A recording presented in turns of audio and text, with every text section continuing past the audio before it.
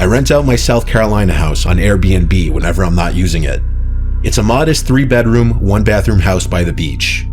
2 of the bedrooms are guest rooms, which are accessible to the people renting it. The master bedroom I keep locked with my clothes and certain belongings in there. That room is for me, and I have to keep my stuff somewhere instead of lugging it back and forth every time I go down there. I have a regular lock and then a deadbolt lock on there, so no one's ever getting in there unless they chop the door down or break through the window. But also, it's not like I keep anything super expensive in there, mainly just clothing.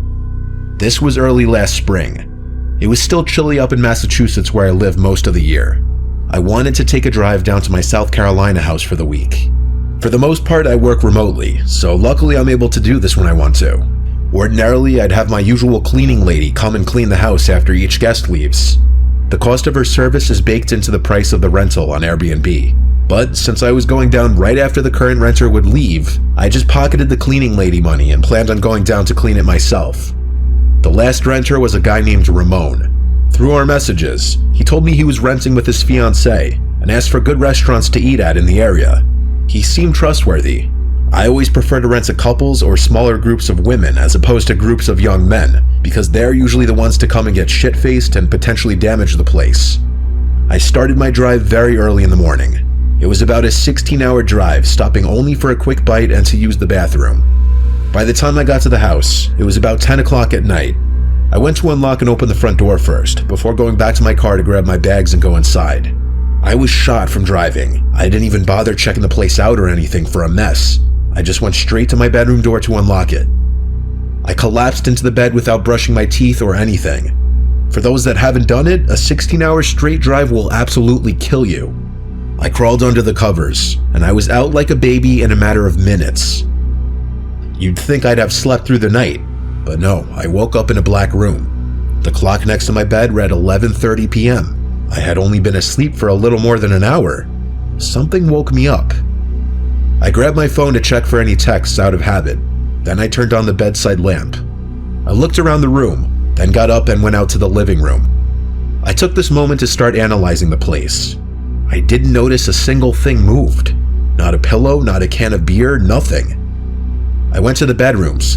Both were void of any people, though the covers on a bed in one of the rooms seemed to have been moved. So yes, they did come. I thought they may have been the cleanest couple to have ever stayed in my place. I have a camera set up on the front porch of the house. I never really think to check it unless a customer is giving me any kind of hard time, but I was curious. I opened the app to the camera system on my phone and went to the movement history. It picked up on a man entering the house via the code lock 3 days earlier. Just a man though, he had no woman with him. Strange. I checked for any other movement updates from then until the moment I showed up, which it also caught on video, and there was nothing. I checked it over like 5 times. I suddenly got the chills. I went to the Airbnb app to message Ramon and ask if he checked out okay, even though it was late at night. I went to check the bedroom where I presumed he slept in. I started checking under the bed and in the closets. I was yanking the closet doors open as if I were ripping off a band-aid. Each time, I was greeted with an empty closet. I moved along to the second guest bedroom. Both twin beds in here were still neat and untouched.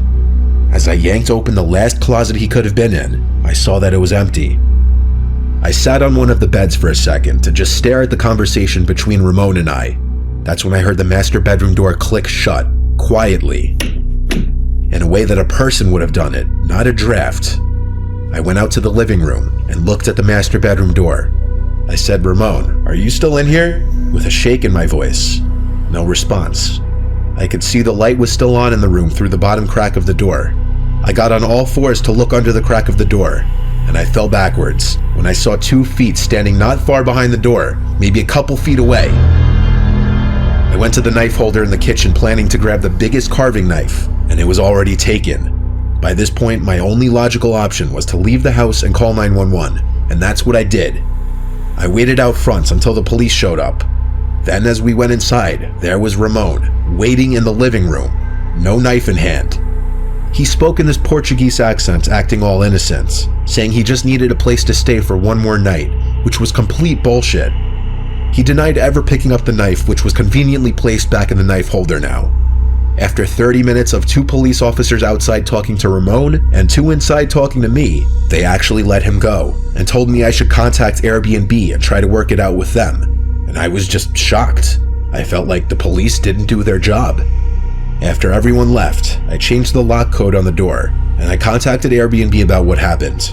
Though I didn't receive payment for the extra day Ramon squatted in my house, they did apparently ban him from ever using the app again. It doesn't really feel like proper justice though, when he was potentially waiting to stab me in my own house, in my own bedroom.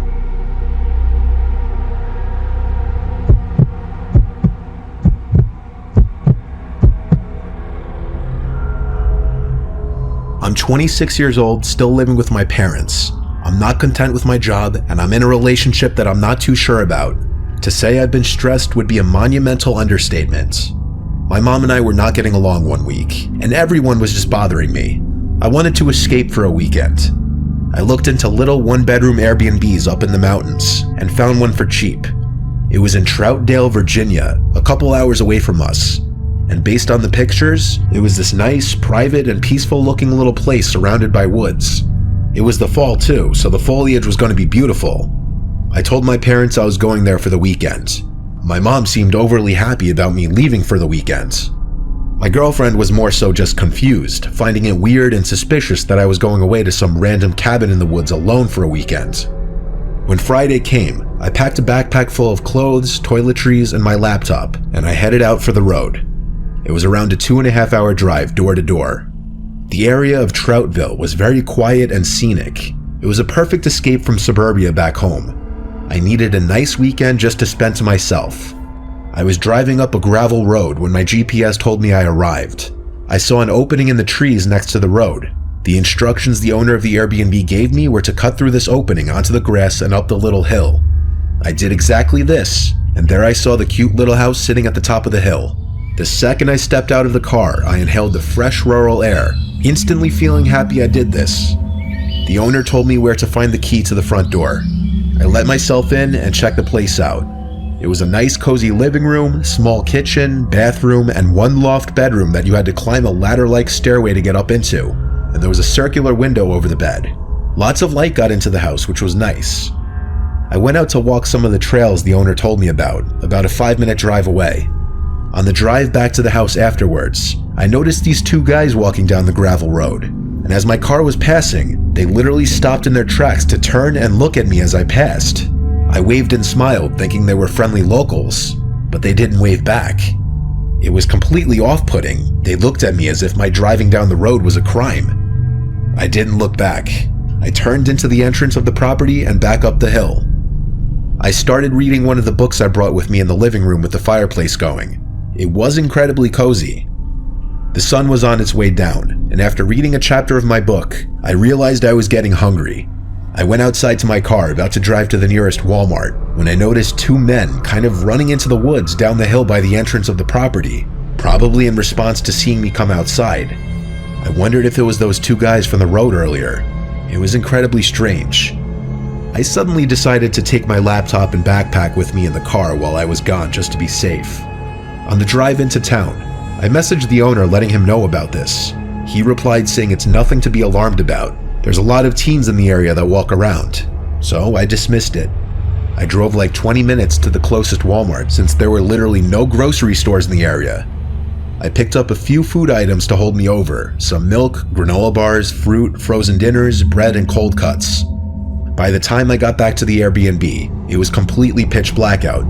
There were no streetlights on these gravelly roads, and with no neighboring houses, truly the only light was from my headlights.